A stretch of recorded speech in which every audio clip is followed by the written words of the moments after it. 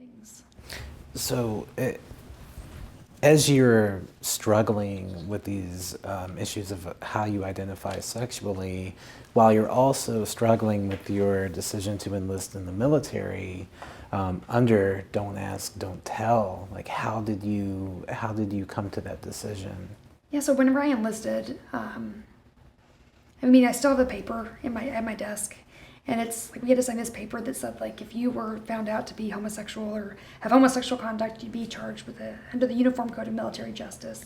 And I didn't really know Don't Ask, Don't Tell before that paper, but I'm one to read like all the fine print. So I remember being because I in-processed in Amarillo, Texas, at the military exam processing station or entry processing station.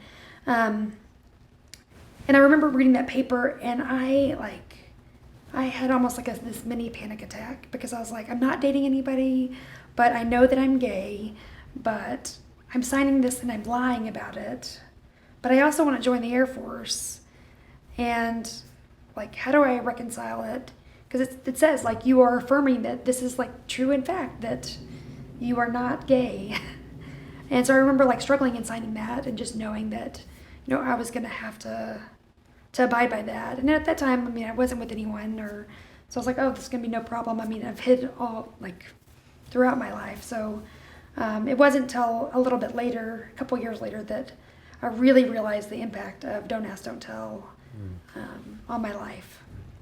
And we can talk about this as you get to that moment in your journey, but did you find other people in the Air Force who were struggling with the same questions and decisions and identity? I think finding community I think was really difficult. Mm-hmm.